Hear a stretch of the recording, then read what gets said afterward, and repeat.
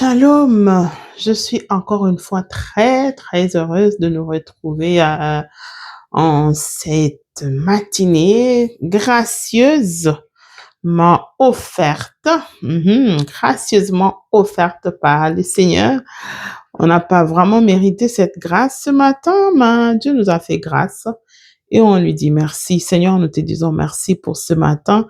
Merci pour cette grâce que tu nous accordes encore de pouvoir voir cette nouvelle journée. Nous te rendons grâce. Nous nous humilions, Seigneur, à tes pieds et nous voulons que tu saches que nos cœurs sont reconnaissants. Nous voulons que tu saches que nous sommes reconnaissants. Reçois l'honneur, la gloire, la puissance dans le nom puissant de Jésus. Viens prendre le contrôle, cher Saint-Esprit, parce que c'est toi qui as des choses à dire, pas moi. Ben, c'est plutôt toi. Je t'en supplie, Esprit du Seigneur, prends le contrôle de ma bouche en tant qu'instrument, micro que tu utilises. Saint-Esprit de Dieu, je me dispose. Au nom de Jésus, Amen. Et voilà. Alors, nous voici en cette matinée, en tout cas, où nous allons partager autour de cette belle pensée, les codes du mariage. Oui, le premier code, nous avons parlé de quitter. Le deuxième code, vous vous souvenez, quitter qui? Son père et sa mère. Et le troisième code, c'est celui de s'attacher. Je sais que c'est ces codes qui est souvent très compliqué. Très compliqué, pourquoi? Parce que généralement, quand l'homme épuise, c'est-à-dire, je vais le dire ainsi, quand il réussit, quand il réussit à quitter ses parents, son père et sa mère, et il s'attache, c'est encore une autre forme de tension qui commence. Parce que de temps en temps, comme je nous ai dit hier, la tension psychique est là. Mais ce qui se passe ici, c'est que l'homme, de temps en temps, dans son intérieur, se questionne sur est-ce que ce que je fais est bon? Est-ce que, surtout si vous êtes dans dans un environnement où on considère que s'attacher à sa femme, c'est vraiment un tabou. Et surtout si vous le faites publiquement et que cela se voit à l'œil nu de tout le monde, que cet homme est vraiment attaché à sa femme. Et il y a dans certains coins, quand l'homme est attaché à sa femme, comme on le dit dans Genèse, le code que nous sommes en train de partager depuis le lundi se trouve dans Genèse 2, le verset 24 et 25. Le 25, on ne l'a pas encore lu. Nous allons le lire probablement demain ou après-demain. Et dans certains coins, je ne vais pas donner le pays, mais dans certains coins, dans certains pays africains, on considère qu'un homme qui s'attache à sa femme, il est faible. C'est pourquoi il y a toujours ces côtés de prouver sa masculinité d'une manière ou d'une autre. Et malheureusement, la façon dont généralement les hommes prouvent leur masculinité dans leur environnement le plus proche, c'est toujours en faisant des mauvais choix. Certains, c'est en humiliant leur femme. Certains, c'est en frappant ou il fait partout le moyen pour bloquer toutes sortes d'harmonie visible. Il ne faut pas que le personne nous voit très proche, qu'on sente que voilà, je suis trop attachée à toi. Ça va faire de moi un homme faible. Ce que je vous dis, ce sont des choses que j'ai eu à entendre de certains couples, de certains milieux. Ce sont des choses vérifiables. C'est pourquoi toi qui veux se marier, tu es une femme, prends aussi le temps de t'interroger. Je ne suis pas en train de dire que les gens qui sortent de ces communautés-là sont forcément comme ça, mais c'est une évidence. Je peux commencer à vous citer des pays où j'ai entendu ces choses-là. Ah oui. Dans beaucoup de pays de l'Afrique centrale, même des pays de l'ouest de l'Afrique. Oui, des pays de l'ouest de l'Afrique, même au Maghreb d'ailleurs, même au Maghreb. Donc, on veut montrer sa masculinité en allant à l'opposé de sa femme. En un mot, c'est comme si l'homme qui fait souffrir sa femme, qui ne considère pas trop les besoins émotionnels de sa femme, alors là, lui, il prouve sa masculinité. Même si dans son fort intérieur, cela ne corrobore pas ce qu'il voudrait bien faire. C'est comme ça que vous trouverez un homme qui aime sa femme, qui aime vraiment sa femme de tout cœur, mais il est rempli d'orgueil. Non, en fait, c'est pas lui. C'est moi, je suis, voilà. Chez nous, il faut que l'homme soit comme ça. Chez nous, un homme ne peut pas faire ceci. Il y a même des coins où j'ai entendu, un homme ne peut pas aider sa femme dans la cuisine, par exemple. Un homme ne peut pas aider sa femme à faire les ménages, par exemple. Vous voyez? Or, quand vous dites que vous êtes attaché à une personne, ça veut dire que tout ce que la personne vit, vous vivez ensemble. Comment vous pouvez faire pour vivre avec une personne à qui vous êtes attaché et que tout ce que la personne vit ne vous dit rien? Est-ce que lorsque vous étiez attaché à vos parents, vous n'aidiez pas dans la maison? Est-ce que lorsque vous étiez attaché à vos parents, vous ne manifestiez pas cela? Vous aviez honte que les gens voient que vous êtes attaché à vos parents? Mais si vous faites les mouvements, parce que c'est les mouvements inverses, en fait, ça sous-entend tout simplement que lorsqu'on demande à l'homme de quitter son père et sa mère et de s'attacher, en quelque sorte, si vous lisez bien ce passage, vous comprendrez qu'on parle du fait que l'homme était attaché là-bas. Il doit se détacher de ses parents pour s'attacher à sa femme. Bon, maintenant, si tu te détaches de là pour venir vers ta femme, c'est-à-dire que tu enlèves tout de toi, tout ce que tu es capable de faire, tout ce que tu es capable de donner, tout ce que tu es capable en tant qu'homme, tu dois être aussi prêt à donner ça à ton épouse. J'ai déjà entendu des hommes qui disent, ah non, moi, mon argent, en tout cas, c'est juste mes enfants. Ou alors, la considération pour lui, c'est juste les enfants. Et pourtant, vous vivez dans la même maison. Quelqu'un qui, pour lui, c'est juste ses parents qui comptent. Il y en a même, j'ai déjà entendu, je ne peux pas me retrouver où, mais j'ai déjà entendu des gens qui, parce qu'ils avaient l'habitude de prier en famille ensemble, maintenant qu'il est parti, il est obligé, tout le temps, parfois, il vient même avec sa femme, ils viennent prier dans la famille avec sa femme.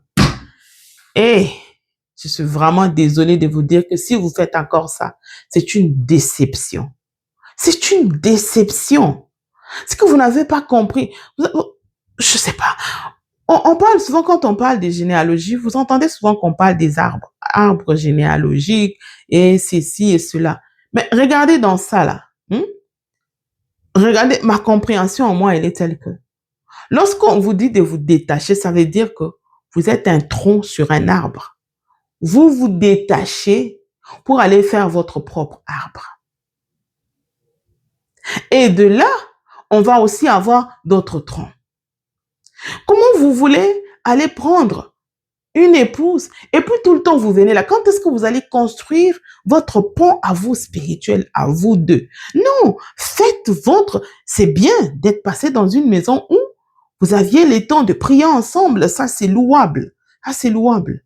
Mais même si votre père est pasteur, en tout cas moi je suis désolée de le dire comme ça, même si votre père est le plus grand bishop et le plus grand, il peut pas être votre père spirituel. Ça c'est ma compréhension à moi. Je peux me tromper, mais ma compréhension à moi veut que, parce que ton père, ta mère, vous êtes attachés émotionnellement.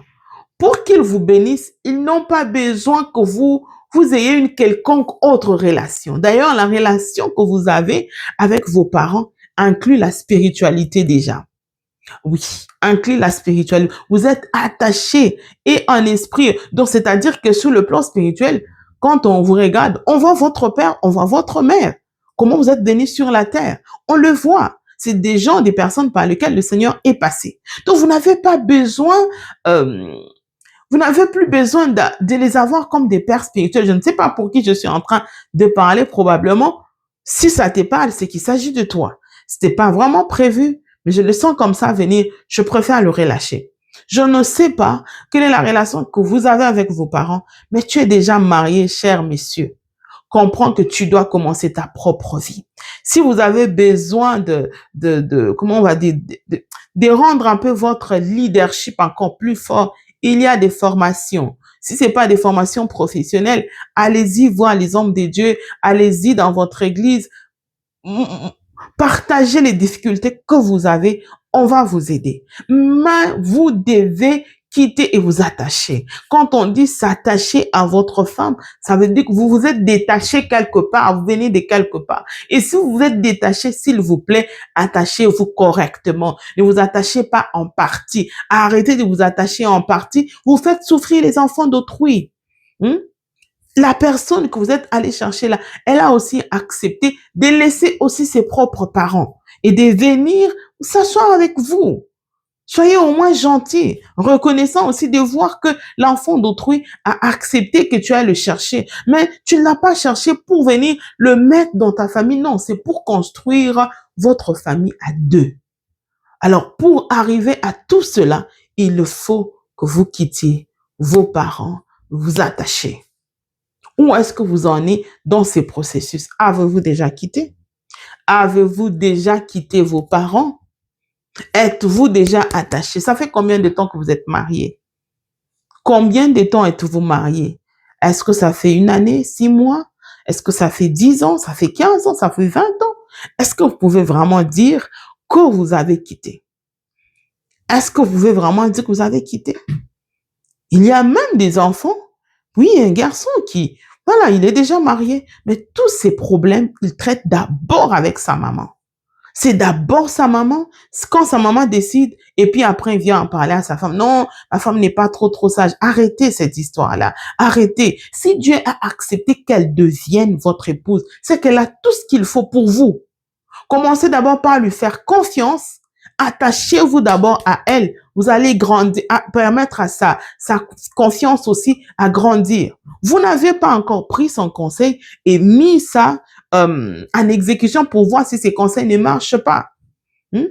Encore faut-il que vous lui laissez la place, qu'elle puisse s'exprimer. Dans chaque femme, il y a une sagesse de Dieu. Dans chaque femme, il y a une intelligence divine. Dans chaque femme, il y a le bonheur. Dans chaque femme, il y a des grâces cachées. Ne peuvent consommer ces grâces que les personnes qui honorent ces grâces-là. Tant que tu ne t'attaches pas à ta femme, tu ne l'honores pas.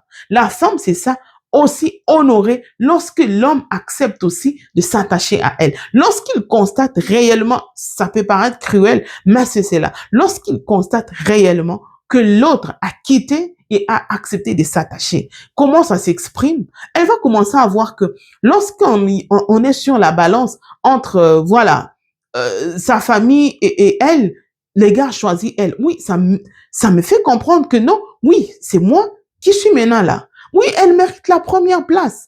Tout comme aussi pour la femme, son mari mérite la première place. Alors n'attendez pas que la femme dise, oui, vous prenez la première place, mais de l'autre côté, vous ne faites rien. Non, ça n'a pas de sens. Et dans tous les cas, ce que la femme donne n'est qu'une conséquence de ce que l'homme a déjà donné. Moi, je ne vois pas un homme qui met sa femme en première position et que cette dernière ne soit pas capable de le mettre en première position. Non, ça ne marche pas. Vous ne pouvez pas être marié et puis votre famille est à la maison, vous prenez des décisions avec votre maman. Non, ça veut dire que vous continuez à être attaché à votre maman. Quittez, acceptez cet état. Je sais qu'il y a les inquiétudes que j'ai évoquées hier qui sont des tensions un peu d'ordre psychologique, psychique et tout. Mais acceptez cela. Acceptez d'abord. C'est pourquoi j'insiste toujours qu'il est important de passer d'abord par les formations. Parce que les formations vont vous faire comprendre que ce que vous allez faire, voici les conséquences de ce que vous allez faire. En décidant de vous marier, vous abandonnez vos parents. Oui, les parents restent derrière. Moi, je vis loin de mes parents, hein.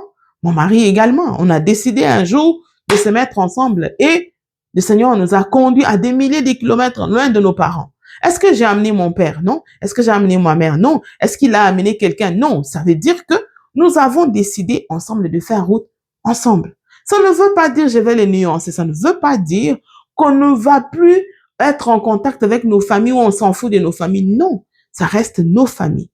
Ça reste nos familles, on les considère, mais est-il que dans l'ordre maintenant de la vie, je vis avec mon mari, je vis avec ma femme, je m'attache à ma femme. Si des choses dans ma vie au quotidien, tous ces dont j'ai comme problème émotionnel, peu importe, je dois m'attacher à ma femme, je dois m'attacher à ma femme, je dois m'attacher à ma femme et pas à quelqu'un d'autre. Les conseils de ma mère, c'était hier, mais pas aujourd'hui.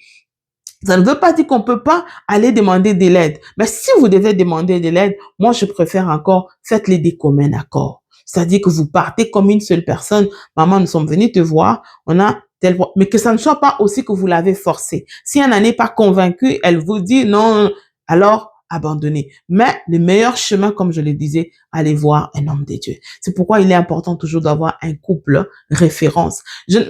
Enlevez même les termes parrain, parce que parrain, là, on commence à mélanger un peu tout, sens dessus. Parfois, on considère que le parrain, c'est celui qui vient tenir la robe du mariage, qui vient ceci, voilà, qui est là juste pour aider, ou alors, c'est un financier qui vient aider pour que le mariage puisse, et tout. Pas du tout. C'est un couple, hein, qui est une référence pour vous. Quand vous avez un problème, vous êtes sûr que si vous partez là, vous allez trouver vraiment de l'aide nécessaire ou de l'aide qu'il faut. C'est comme ça qu'il faut bâtir. Bâtissez avec sagesse. Bâtissez avec sagesse. Même vous-même, les hommes, on a dit que les hommes, ça réfléchit avec la tête. C'est pas comme les femmes, c'est avec les cœurs. Bon, si tu réfléchis avec la tête, la Bible dit, quitte, et puis va t'attacher.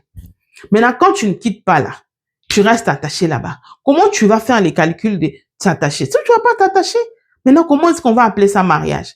On parle mariage que l'homme et la femme, lorsque vous vous attachez, lorsque vous acceptez de quitter et vous attacher. Et comment voulez-vous fonder une famille pendant que le processus du mariage, pour qu'on puisse vraiment dire, ah, ces personnes sont mariées, pour vivre vraiment ces mariages, n'est pas fait. C'est pourquoi on a des familles qui sont, voilà, des familles en difficulté tout le temps, des familles en alerte, hein, dans le besoin, les familles dont les enfants en difficulté, tout, parce que le papa n'a pas fait son travail. S'il vous plaît, chers messieurs, on a besoin de votre aide. On a vraiment besoin de votre aide. Faites votre partie. Votre épouse, elle fera aussi la sienne. Croyez-moi. Que le Seigneur vous bénisse. Père, je prie au nom de Jésus. Que ces hommes, Seigneur, qui ont du mal à accepter cette parole, puissent trouver le chemin. Comme il est écrit, je vous instruirai, je vous montrerai le chemin, je vous conseille. Je t'en supplie, Saint-Esprit de Dieu. Ce ne sont pas mes paroles qui vont changer quelqu'un, mais c'est plutôt toi qui sais sonder le cœur, qui sais toucher le cœur, qui peut aller toucher. Alors je t'en supplie, touche les cœurs, transforme le cœur, amène le cœur à comprendre, Seigneur, ces choses, afin que le mariage soit encore plus heureux et qu'il fonde des familles heureuses. Dans le nom de Jésus, Amen. Que le Seigneur nous bénisse. On se retrouve demain matin par la grâce de Dieu. Bye bye.